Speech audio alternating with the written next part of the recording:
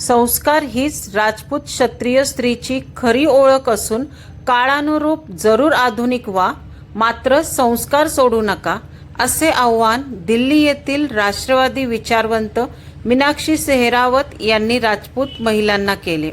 समस्त राजपूत महिला संघाच्या वतीने आयोजित करण्यात आलेल्या सावन मिलन कार्यक्रमात त्या बोलत होत्या. या कार्यक्रमाला प्रमुख पाहुणे म्हणून उदयपूरच्या महाराणी निवृत्ती कुमारी यांच्यासह घुमर नृत्य गुरु शीतल राठोड, समस्त राजपूत महिला संघाच्या पुणे अध्यक्षा मीनल यज्ञ दत्तसिंह हजारे यांच्यासह महिला पदाधिकारी उपस्थित होत्या. या कार्यक्रमात पारंपरिक पद्धतीने राजपुरोहित दिवाकर गोरे यांच्या हस्ते शस्त्रपूजन करण्यात आले. त्याचप्रमाणे शस्त्राचा दुरुपयोग न करता ते देव, देश आणि धर्मासाठी धारण करण्याची शपथ घेण्यात आली. महाराणी निवृत्ती कुमारी यांनी आपल्या मनोगतातून महिलांना सक्षम होण्यासाठी प्रयत्न करण्याचे आवाहन केले. शीतल राठोड यांनी घुमर नृत्य नेमके कसे करावे याबद्दल महिलांना मार्गदर्शन केले. घुमर नृत्य सादर केले. कार्यक्रमाचे प्रास्ताविक मीनल हजारे यांनी केले.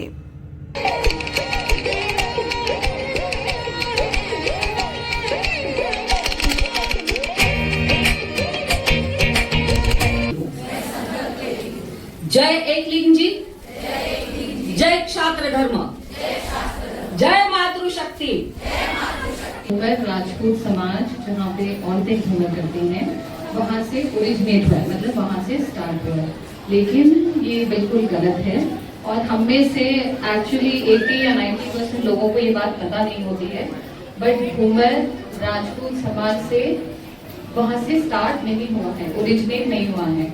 घूमर ओरिजिनेट हुआ है, वेरी गुड, भील ट्राइब से.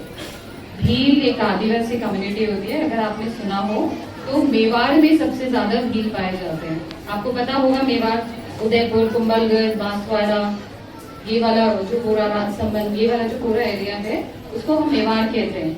जैसे आजकल के स्टेट्स हम लोग डिस्ट्रिक्ट्स में डिवाइड करते हैं, पहले के जमाने में लोग उसको जोन्स बना के डिवाइड करते थे. जैसे उदयपुर का आसपास का एरिया इस मेवाड़, जयपुर के आसपास का क्या है, जयपुर के आसपास ढूंढाड़, मारवाड़ है जोधपुर राठौड़ों का, ठीक है. इसी तरह से आप कोटा के आसपास जाएंगे तो कौन बताएगा, हाड़े. हाँ, अगर आप जोधपुर के आगे पाली के साइड आगे जाते हैं तो थली. इस तरह से अलग अलग जोन में डिवाइड होते थे, ठीक है. सो भील ट्राइब जो है वो सबसे ज्यादा मेवाड़ में पाए जाते हैं और ये लोग अपने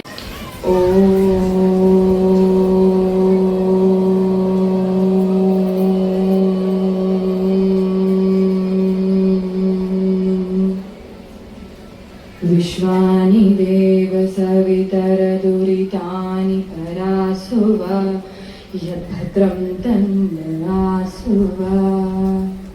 ओम. मंच पर आसीन उदयपुर की महारानी निवृत्ति जी कुमारी को मैं नमस्ते करती हूँ, प्रणाम करती हूँ.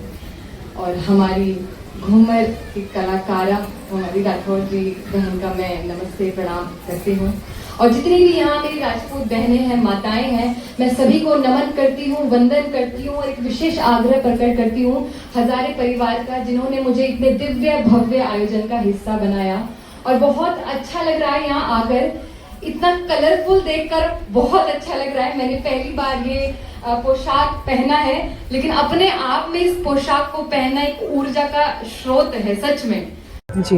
इसको आगे बढ़ावा देने के लिए सतरानियों को एकता के लिए क्या ऐसे कार्यक्रम करने से हमेशा सब जगह, तो ताकि आगे बढ़े अपनी जो महान विरासत है महाराणा प्रताप जी की. जी, मुझे लगता है कि ये एक दिन से नहीं हो सकता है, डेफिनेटली एक शुरुआत है.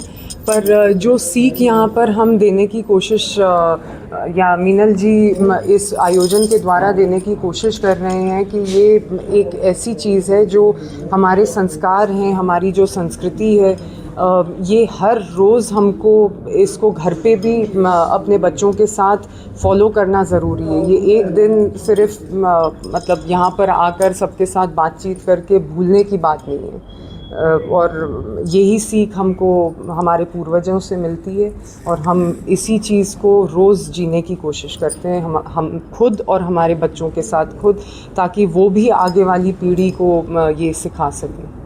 के देख रेख में ये कार्यक्रम हुआ, बहुत अच्छा हुआ, बहुत सुंदर कार्यक्रम हुआ। इतनी सारी महिलाएं एक तरीके से अपनी संस्कृति को साथ लेकर चल रही हैं, अपने वेशभूषा, अपने नृत्य, अपनी संस्कृति, अपनी कला को लेकर साथ चल रही है। तो ये बहुत बड़ी अच्छी, बहुत ज़्यादा अच्छी बात है। तो मैं कहती हूँ कि सभी प्रदेशों को इस चीज़ की आवश्यकता है कि अपनी संस्कृति को इसी प्रकार है कि हिंदुओं में शिक्षा की कमी है, हिंदुओं में नहीं, हिंदुओं के परिवारों में शिक्षा की कमी है। अगर वो शिक्षाएँ घर से दी जाएँ तो शायद हमारी लड़कियाँ जिहाद के चक्कर में ना पड़े। तो बेसिकली शिक्षा की यहाँ पे अभाव है। शिक्षा दी जाए, अपने इतिहास को, गौरवशाली इतिहास को, हमारी गौरवशाली वीर वीरांगनाओं के इतिहास को बताया जाए, पढ़ाया जाए, सिखाया जाए। कोई भी लड़की लव जिहाद के चक्कर में नहीं आए। हम जब मेवाड़ की बात करते हैं तो 3 बड़े जोहर हुए, जिसमें कम से कम 1 लाख सतरानियों ने उसमें जोहर किया। वो जोहर इसके लिए क्या, मुगल आक्रांताओं से बचने के लिए, अपने धर्म की रक्षा करने के लिए। लेकिन वो पढ़ाया नहीं जाता, पढ़ाया एक ही जाता है, जोधा अकबर। क्यों ऐसा? हमारे इतिहास को गुमराह करने का प्रयास किया गया, क्योंकि यदि हमारे बच्चे, हमारे युवा उस इतिहास को पढ़ लेते तो वो अपने पूर्वजों के गौरवशाली इतिहास को जान जाते, और अगर जान जाते तो वही संस्कार उसमें भी आ जाते, और वही संस्कार उसमें भी आ जाते तो हमारे देश को गुलाम कैसे बनाया जाता।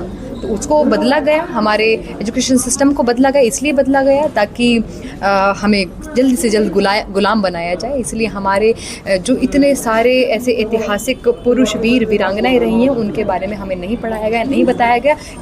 एजुकेशन सिस्टम में खराबी करी गई।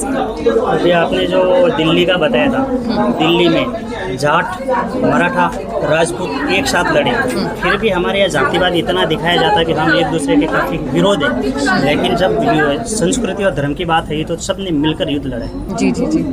तो नहीं, जातिवाद तो देखो, जाति तो मैं नहीं बोलूँगी, ये एक कम्युनिटीज़ थे जो अपना धर्म निभा रहे थे उस समय पे।